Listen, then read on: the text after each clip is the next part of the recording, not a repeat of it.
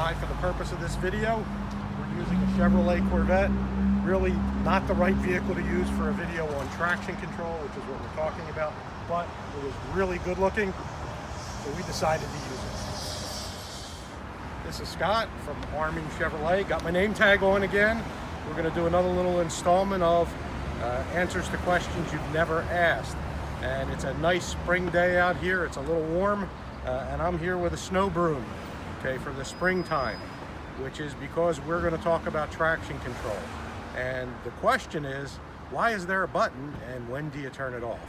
Okay, traction control has been around for a long time, and as I understand it, the first year the traction control was out in a GM product, they had an issue. People were calling all winter long because they couldn't get out of their spot.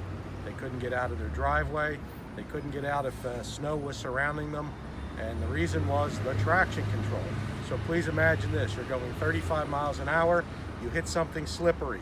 Before you know it, sensors in the car pick it up and they begin to slow you down. The traction control will retard power to the engine, it'll shift the transmission, it'll engage the anti-lock brakes.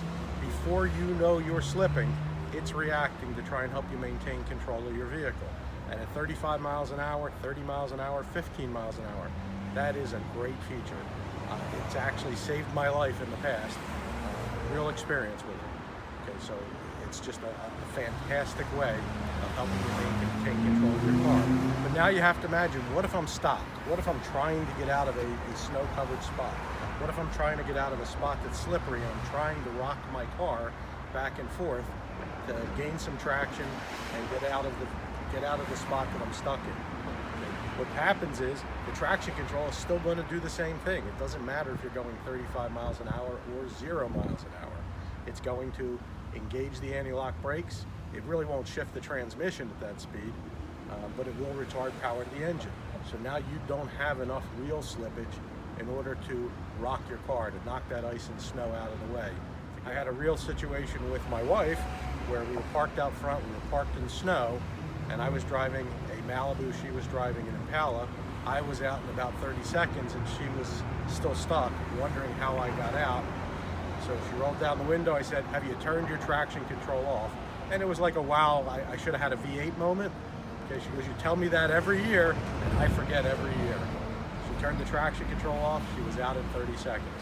Won't get you out of every spot, but it'll get you out of more than you think. So if you've had problems getting out of a snowy, slippery spot and haven't turned the traction control off, chances are you had a really good chance of getting out of that spot. Now the traction control on the Chevy is generally, if you take a peek here, there's a button in this Corvette in the center where it has a squiggly line and it says off. Okay, that's the traction control button.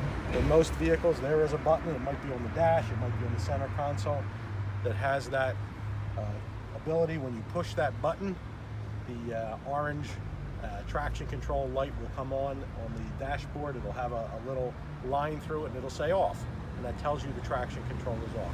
99.9% of the time you want the traction control to be on.